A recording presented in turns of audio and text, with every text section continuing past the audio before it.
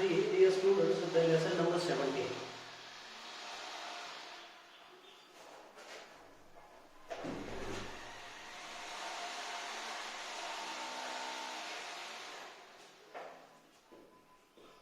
Lesson number 17 is about the complex sentence. The complex sentence किसमें आता है ये? Kinds of sentences.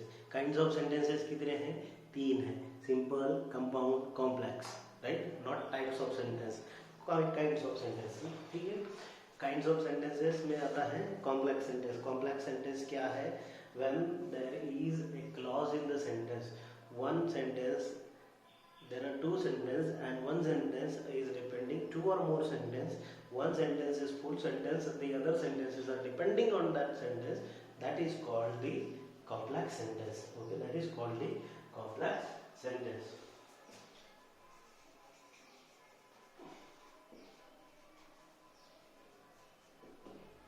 Complex sentence. Complex sentence में क्या होता है? Principal clause is the clause that makes the sense of its own. Principal clause होता है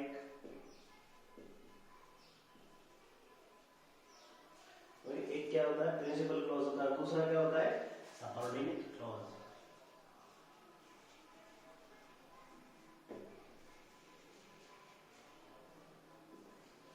ठीक है. तो एक प्रिंसिपल क्लॉज एक ही होता है कॉम्प्लेक्स सेंटेंस में. Subordinate clause can be multiple. एक हो सकते हैं, दो हो सकते हैं, तीन हो सकते हैं, चार हो सकते हैं. राइट? पर जब तक principal clause and subordinate clause is not there in a sentence, that sentence is not a complex sentence. है ना? तो इसका एग्जांपल हमने देखा था लास्ट वीडियो में. क्या देखा था? कंपाउंड सेंटेंस होता है. कंपाउंड सेंटेंस कैसा होता है? I eat mango and Ram eats mango. तो ये क्या हो गए? Compound sentence. वो सेंटेंस भी फुल है, ये सेंटेंस भी फुल है. ठीक है. ये एक दूसरे पे डिपेंड नहीं है. इसे कहेंगे कंपाउंड सेंटेंस. कॉम्प्लेक्स सेंटेंस में क्या होता है? One is principal clause, independent sentence. Another is subordinate clause, that is dependent sentence. वो दूसरे पे डिपेंड है. ठीक है. तो देखो, जैसे कि यहाँ पे एक चार्ट दिया है. शी वेंट, वो चली गई. मीनिंग पूरा है. वो चली गई, कहीं नहीं गई, वो चली गई. Because she was invited. No, because she was invited. क्योंकि उसको इन्वाइट किया था, इसलिए उसने क्या किया? वो गई. वो उस शादी में गई because she was invited. So first sentence gives the full meaning, the second sentence doesn't, depends on the first sentence. Because she was invited, क्योंकि उसको invite किया था. है ना? वो क्यों गई? क्योंकि उसको invite किया था. तो क्योंकि उसको invite किया था, ये किस पे डिपेंड है? she went.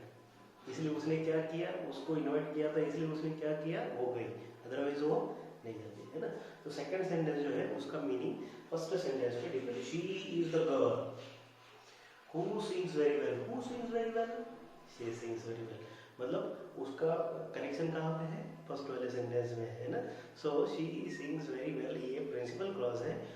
Okay. She is the girl, ये प्रिंसिपल क्लॉज है. And who sings very well, ये क्या है? सबऑर्डिनेट क्लॉज है. ठीक है. Subordinate clause can be placed at the beginning of a sentence, in the middle or at the end. Subordinate clause कहाँ पे? कहीं पे भी आ सकता है. अब ऐसा क्यों होता है? कहीं पे भी क्यों आ सकता है? सबऑर्डिनेट क्लॉज तीन टाइप के हैं. Noun clause, right? तीन टाइप के. मुझे पता तीन टाइप के. नाउन क्लॉज, उसके बाद में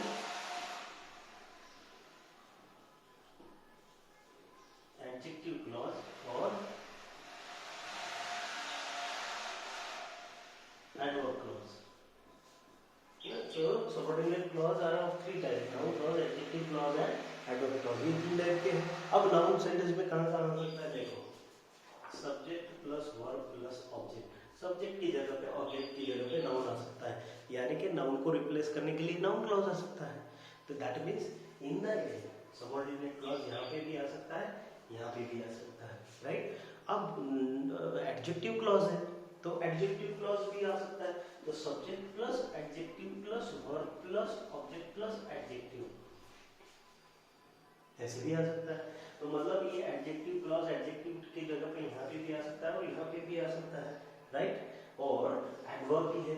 subject plus adverb plus verb plus adverb plus object, मतलब यहाँ पे भी आ सकता है, यहाँ पे भी आ सकता है. सो सबऑर्डिनेट क्लॉज इन किसी भी जगह पे आ सकता है, किसी भी जगह पे, नाउन की जगह पे आ सकता है, एडजेक्टिव की जगह पे आ सकता है, एडवर्ब की जगह पे आ सकता है, any place it can occur, any place it can occur. So subordinate clause are not place bounded. They can occur in the place of noun, they can occur in the place of adjective, they can occur in the place of adverb, because subordinate clause noun का काम कर सकता है, adjective का काम कर सकता है, adverb का काम कर सकता है, ठीक है, तो वो कहीं पे भी आ सकता है, इसलिए उसकी जगह कोई फिक्स नहीं है. Where there is a will there is a way. देखो ये स्टार्टिंग में आया, where there is a will. Okay, so ये क्या आया, स्टार्टिंग में आया. The train has left when we reach the station. अब ये एडवर्बियल क्लॉज है. द ट्रेन हैज लेफ्ट, चली गई थी, कब, जब हम वहां पे पहुंचे, है ना. सो एडवर्ब, पहुंचने का टाइम है. Jaipur, which is the capital of Rajasthan, which is the capital of Rajasthan, Jaipur. तो ये क्या है, एडजेक्टिव क्लॉज है, ये क्या है, एडजेक्टिव क्लॉज है. तो जयपुर के बाद में आया, यानी बीच में सेंटेंस की स्टार्टिंग में भी आ सकता है, एंड में भी आ सकता है, बीच में भी आ सकता है. इसे कहते हैं सबऑर्डिनेट क्लॉज. ओके, इसे कहते हैं सबऑर्डिनेट क्लॉज.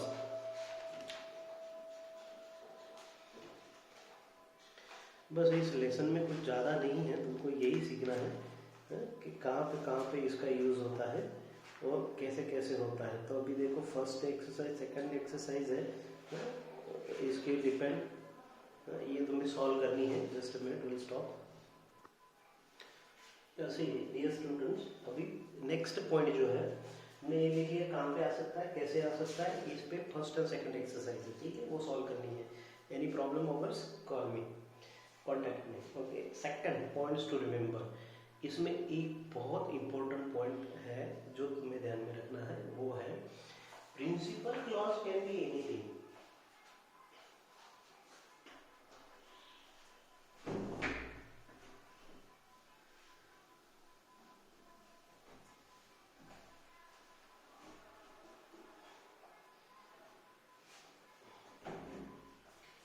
सिंपल है, थोड़ा बुक में डिफिकल्ट बताया हुआ है करके, बहुत सिंपल है. मैं तुम्हें इसको सिंपली बता देता हूँ कैसे है.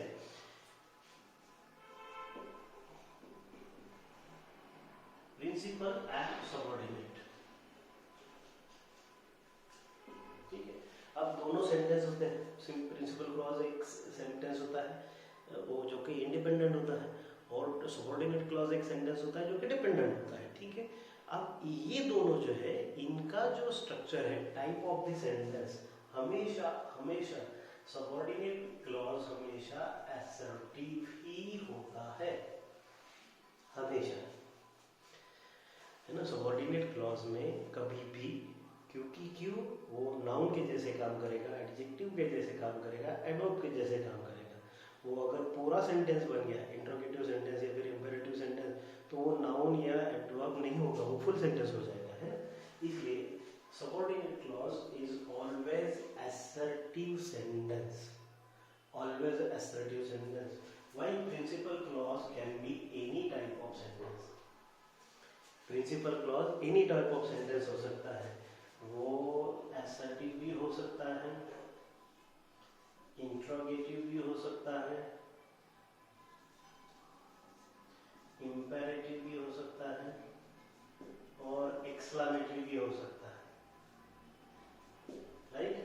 But subordinate sentence can be, subordinate clause can be only assertive. Subordinate clause can be only assertive sentence.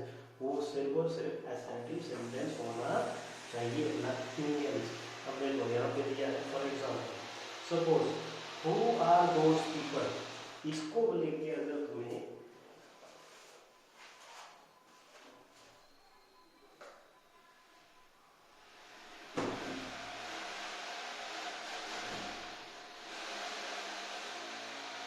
Who are those people, ये इंट्रोगेटिव सेंटेंस, इसको लेके अगर तुम्हें बनाना है सबऑर्डिनेट क्लॉज,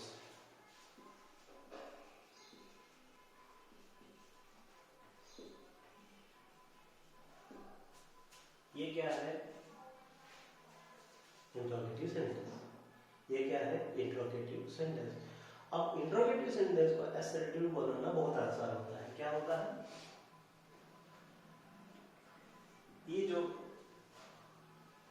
WH वर्ड है, keep it same, who, right, उसके बाद में जो भी है बचा हुआ सेंटेंस प्रेडिकेट कार्ड, उसे क्या करना पड़ता है, उसके रेगुलर फॉर्म में S plus V plus O में रख दो। अब ये क्या है, वर्ब प्लस सब्जेक्ट है, इसको क्या कर दो, सब्जेक्ट प्लस वर्ब कर दो, दोज पीपल आर, तो ये क्या बन गया, असर्टिव सेंटेंस, ये क्या बन गया, असर्टिव सेंटेंस, ठीक है।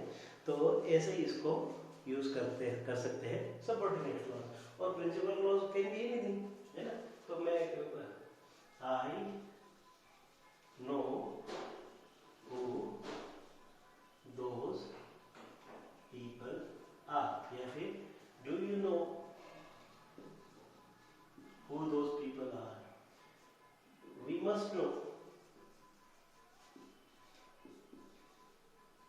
who those people are. Oh my god, oh my god, I don't know who those people are, है ना। So ये सारा क्या बन जाएगा, oh my god, I don't know, ये क्या बन जाएगा, प्रिंसिपल क्लॉज एक्सक्लेमेटरी सेंटेंस, और who those people are, कहने का मतलब क्या हुआ, ये जो है who are those people, ये क्वेश्चन फॉर्मेट में था, ये अगर सबऑर्डिनेट क्लॉज में आएगा तो उसमें ऐसे चेंज करना है, कैसे चेंज करना है, सब्जेक्ट प्लस वर्ब कर देना है, यानी असर्टिव पैटर्न कर देना है, राइट। अब देखो सेकंड सेंटेंस है, where does he live,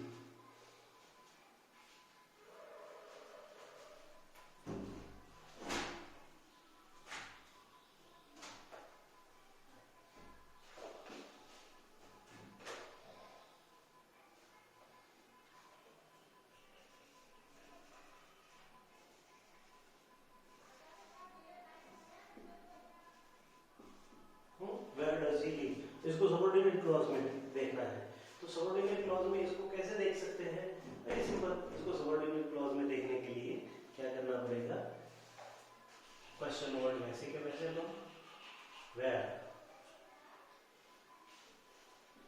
does he leave, अभी ये क्या है, वर्ब प्लस सब्जेक्ट है, तो ही पहले सब्जेक्ट ले लिया, लीव, अब हमने क्वेश्चन किया इसलिए हमको डज की जरूरत पड़ी, अगर क्वेश्चन ही नहीं रखना है तो डज की जरूरत नहीं, इसको यस लगा दो, where he lives, where he lives, देखो कैसे किया है, I don't know where he lives, I don't know where he lives, इतना सिंपल है, राइट। तो ये पॉइंट रिमेंबर करना है, याद रखना है कि ऐसे क्वेश्चन को हम ये कर सकते हैं। अब दूसरे टाइप का क्वेश्चन आता है, WH टाइप क्वेश्चंस,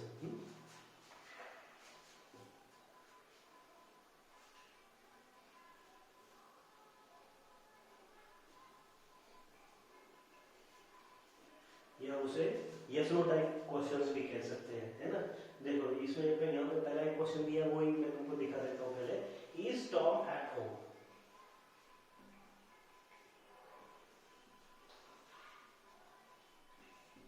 अब ये कौन से क्वेश्चंस होते हैं, WH टाइप क्वेश्चंस, यानी कौन से क्वेश्चंस होते हैं, यस और no type questions, right, yes और नो टाइप क्वेश्चंस। अब ये यस और नो टाइप क्वेश्चंस, ये WH वर्ड नहीं होता है इसमें, ये क्या होते हैं, यस नो टाइप क्वेश्चंस होते हैं। WH टाइप क्वेश्चन हमने पहले देखे, ठीक है, ये यस और नो टाइप क्वेश्चंस होते हैं। यस और नो टाइप मतलब हाँ बोलो, अगर आना है तो हाँ बोलो, नहीं आना है तो ना बोलो, ऐसे वाला क्वेश्चन, राइट। तो हाँ या ना में जवाब देना, यानी इफ और वेदर, इफ और whether, if you come, whether you don't come, right. So if और वेदर में हम इसको ट्रांसफर कर सकते हैं असर्टिव सेंटेंस में, कैसे, is Tom at home, okay. तो देखो यहाँ पे क्या होगा, सब्जेक्ट क्या है, टॉम, इज एट होम, हो गया। अब ये यस नो टाइप है, इसलिए हम इसको क्या जोड़ देते हैं, इफ या फिर whether, whether Tom is at home, right. So ऐसे सारे जो टाइप के क्वेश्चंस होंगे वो क्या हो जाएंगे, यस नो टाइप के क्वेश्चन, वो क्या हो जाएंगे, इफ और वेदर में ट्रांसफर हो जाएंगे, असर्टिव सेंटेंस बन जाएंगे। ठीक है, देखो दूसरा क्वेश्चन है, has Raman got a new car? Has Raman got a new car? ठीक है, अब रमन सब्जेक्ट क्या है, रमन, वर्ब क्या है, has got a new car, right. पर ये क्या बन गया, असर्टिव सेंटेंस। पर हमें कौन से टाइप में चाहिए था, यस नो टाइप वाला क्वेश्चन का असर्टिव सेंटेंस करना है, तो हम इसको क्या ज्वाइन कर देंगे, सिर्फ इफ और weather.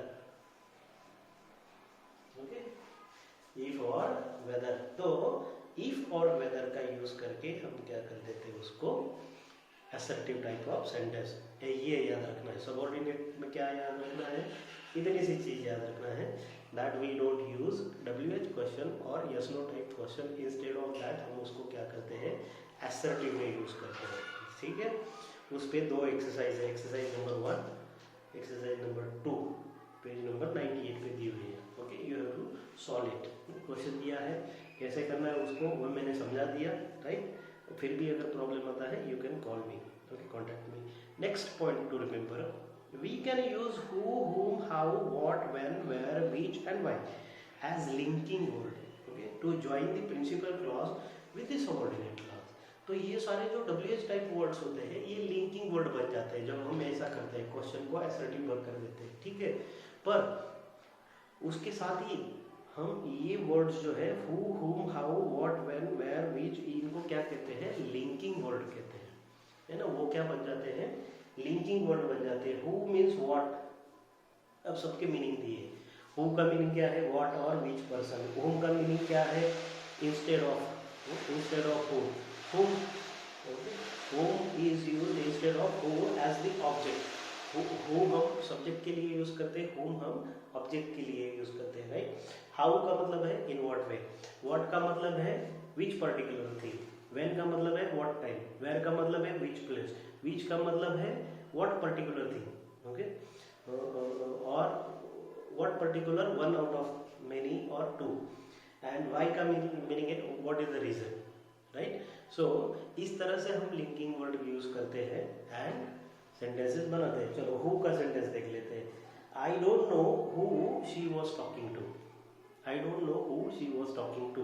I don't know full meaning है she was talking to, who she was talking to, ये लिंकिंग वर्ड है और एक सबऑर्डिनेट क्लॉज है, who she was talking to. So who she was talking to ये हमें पता नहीं है, ये इसका मीनिंग कब मिलता है, जब आई डोंट नो, ये पूरा सेंटेंस हम उसको जोड़ते हैं। So I don't know is the principal clause, who she was talking to is the subordinate clause, है ना, सबऑर्डिनेट क्लॉज। तो ये हो गया क्लॉज। ठीक है, ऐसे इसको रीड करना है, इसको ऐसे ही पढ़ना है और इस तरह से इसका यूज होता है। For example whom, to whom did you lend your book, to whom did you lend your book, तुमने तुम्हारी किताब किसको दी, did you lend your book, ये क्या है, प्रिंसिपल क्लॉज है। टू whom क्या है, सबऑर्डिनेट क्लॉज है। The man whom she married was her high school friend, okay, the man whom she married, whom she married क्या है, subordinate clause. The man was her high school friend, ये क्या है, principal clause, है ना। तो principal clause क्या है, देखो आधा इधर है आधा इधर है, बीच में सबऑर्डिनेट क्लॉज है। ठीक है, तो इस तरह से whom का यूज इस्तेमाल हो सकता है। How, look how I have done it, look how I have done it, look क्या है, प्रिंसिपल क्लॉज है। How I have done it क्या है, सबऑर्डिनेट क्लॉज है। Okay. I told him how he could open the safe. I told him principal clause है and how he could open the safe subordinate clause है। Understood? इस तरह से who, what, who, whom, what, which, why, where, when, ये सारे क्या है, linking words है। ये सारे क्या है, linking words है और इनसे हम complex sentence यानी कि independent clause बना सकते है। Okay, this is the lesson number 17। इस पे सिर्फ एक एक्सरसाइज है, तो उसमें क्या है, पेज नंबर 99 पे देखो। I know where who he was born, तो इसमें से क्या आएगा, आई नो जगह है ना, तो क्या आएगा, where he was born, right. I wonder dash dash finished all the cookies, who or what, I wondered who finished all the cookies, है ना, किसने खत्म की, हु। सो लिंकिंग वर्ड इस तरह से, यू आर नॉट एबल कि कहाँ पे हमें हु यूज करना है, कहाँ पे विच यूज करना है, ये तो तुम्हें पता ही है, सेवंथ स्टैंडर्ड, राइट। तो इसको ज़्यादा डीप में नहीं जाते हुए ये बहुत सिंपल लेवल पे है कि who what which why when कैसे यूज करना है, बहुत सिंपल लेवल पे है। Okay, solve the exercise and here our lesson of our syllabus of grammar is finished. Okay, so lesson number 70। Good day, good bye.